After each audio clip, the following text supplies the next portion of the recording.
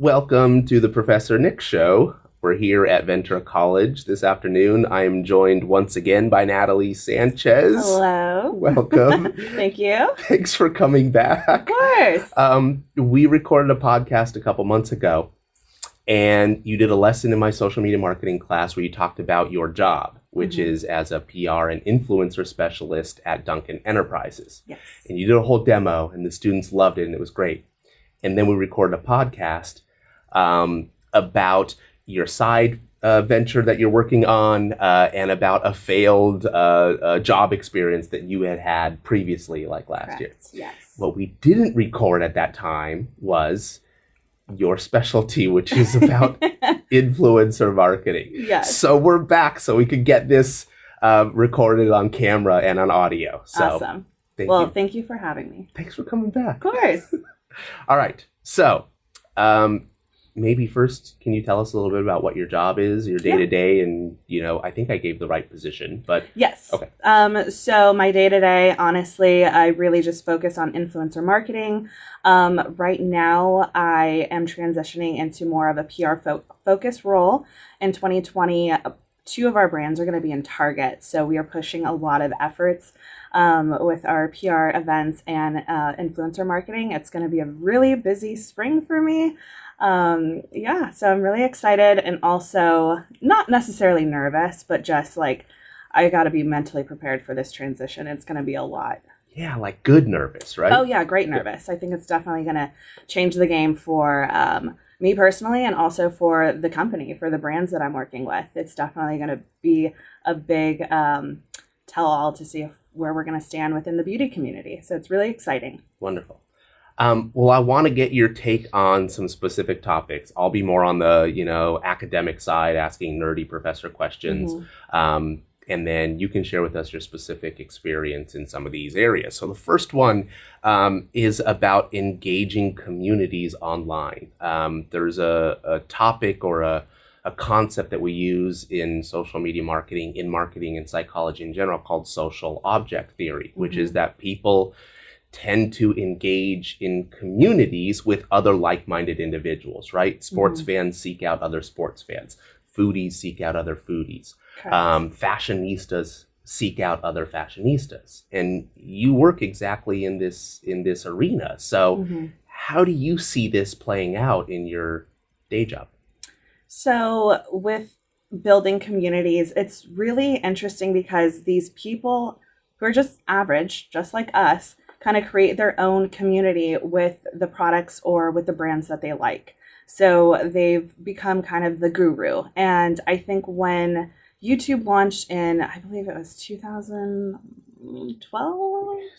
I don't really remember, guys. But when YouTube was kind of going in big, a lot of just for the beauty, I'll speak on behalf of the beauty industry, a lot of like stay-at-home moms or already bloggers, students started playing with makeup and really being the voice behind the brand, giving reviews, like honest reviews, right, and building a community of beauty lovers, beauty enthusiasts that wanted to learn more, wanted to know where to get the best deal, the best value of the product, and how it performed on various skin tones. So you could go to someone that had fair skin or deep skin.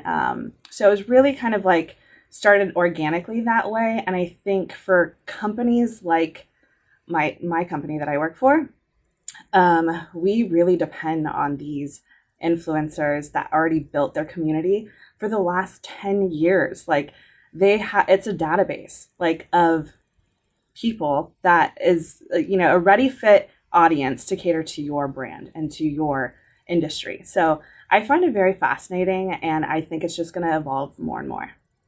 So, you're leading me right into one of the other questions that I wanted to ask you, so we might as well jump right to it.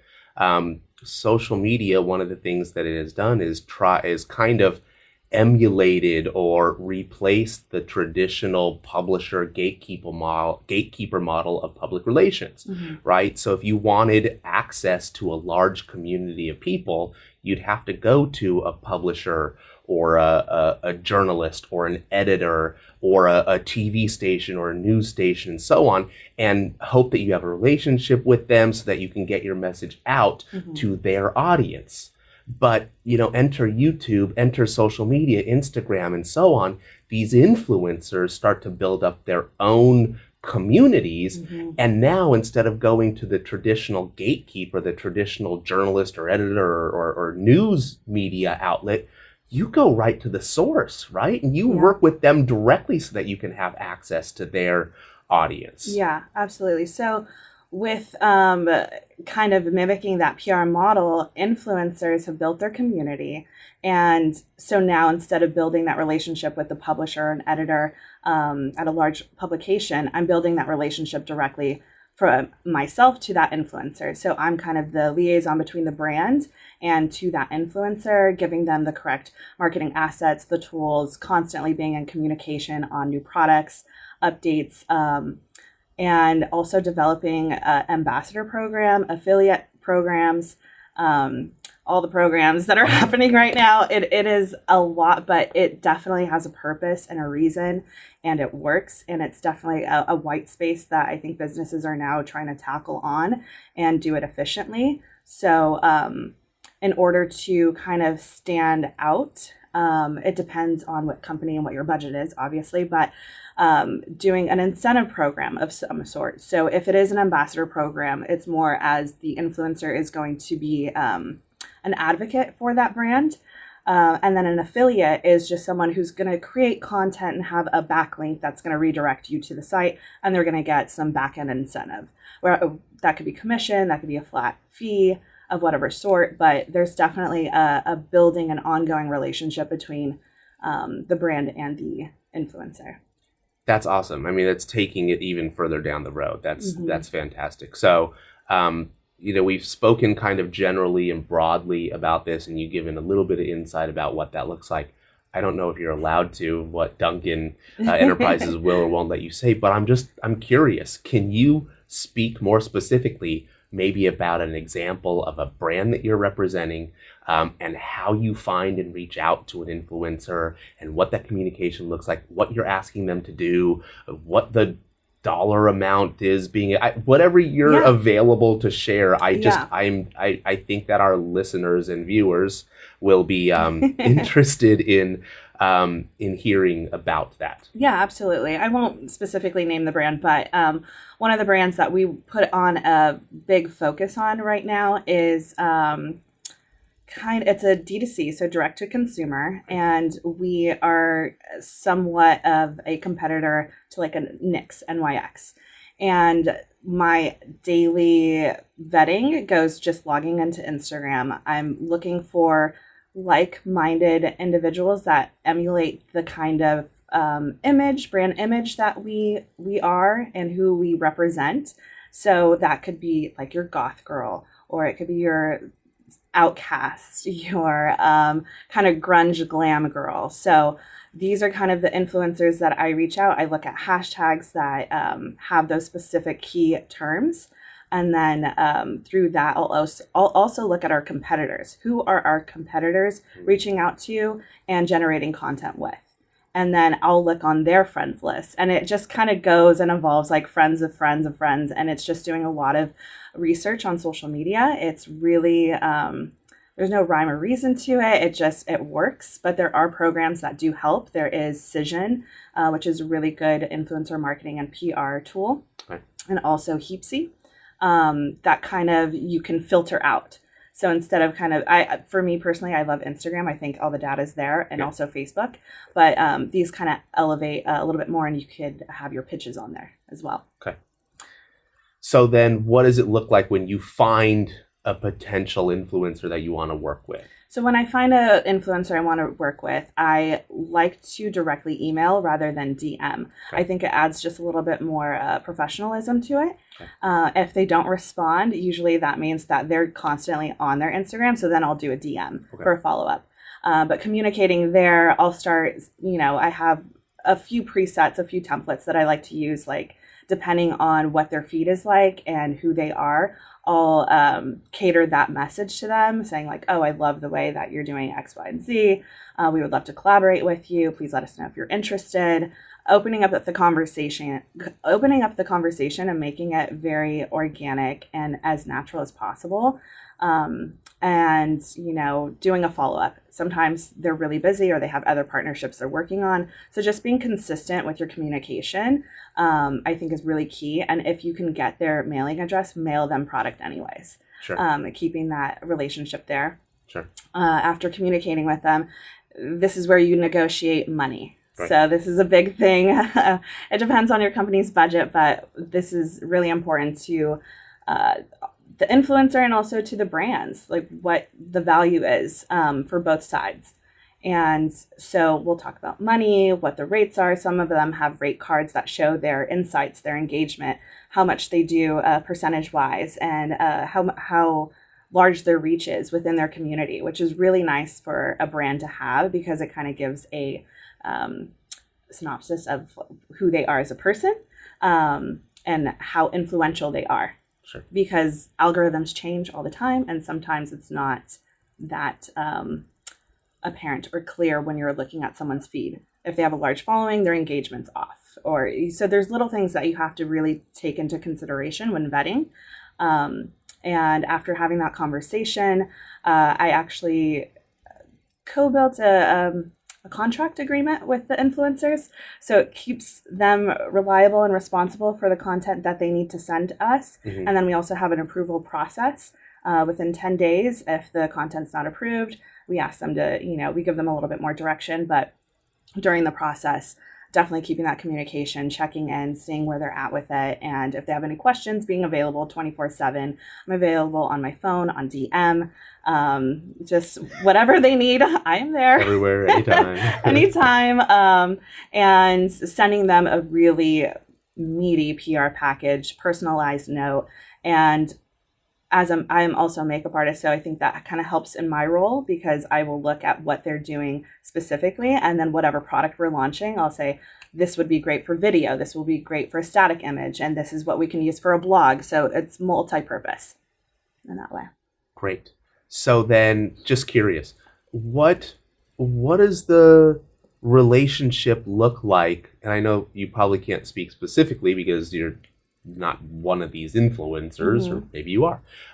What is the relationship look like between that influencer and their community, their audience? Do they have a direct conversation with them, or do they just have followers that are watching what they do and seeing what they like and are liking and commenting, and they're disengaged from the conversation? I think it's a mixture of both, honestly. I feel like certain influencers have that personal relationship with their audience where they're on daily on their stories talking about their day, taking them throughout the process of a project or whatever it may be. They are building that relationship and it becomes their family. Yeah. It's their own community where they they hit play in the morning and then you take them on that journey throughout the day.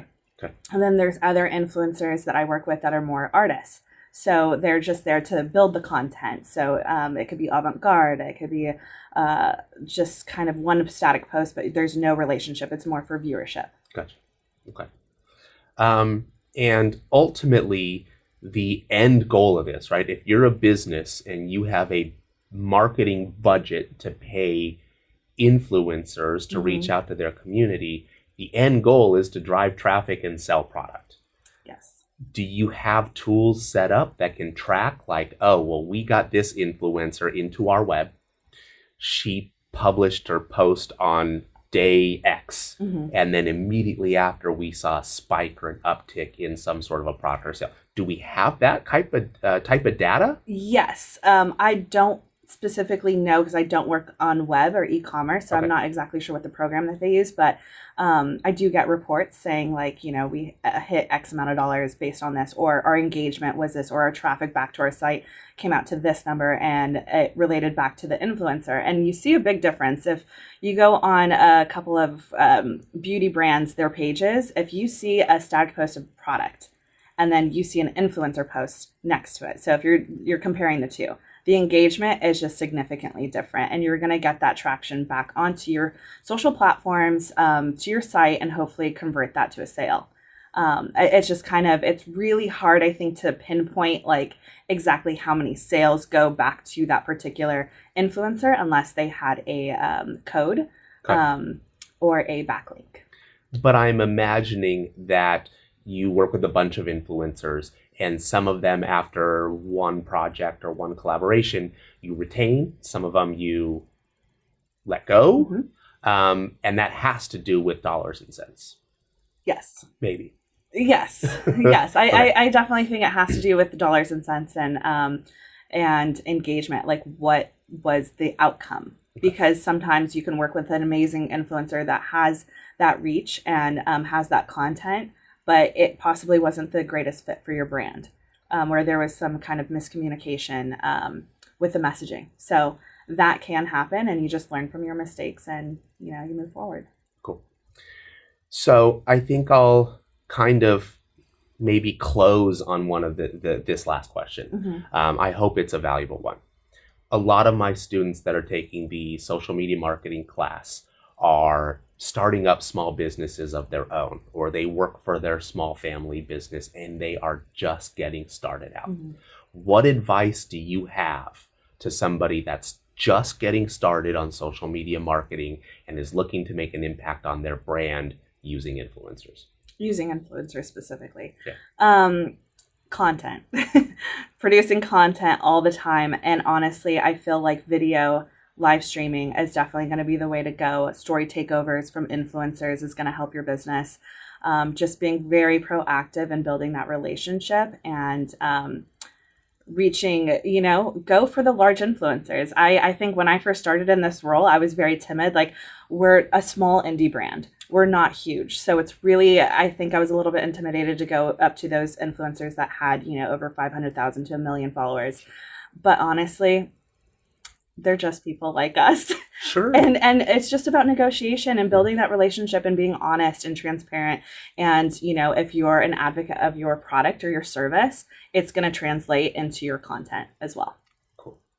And we're, like you said, we're all human. We all like a compliment, right? Like, hey, I saw your Instagram profile. I really like your style. Maybe even pointing out a specific post or a photo or something that they did. That one that you posted on this day that included this, that just really, really stuck with me and connected with me. And I'm wondering if we could collaborate on something like that together. Absolutely. Cool. Yeah. Wonderful. Well, do you have any last closing words? It was really nice to be here. And I hope I get to come again, and continue the conversation. Absolutely.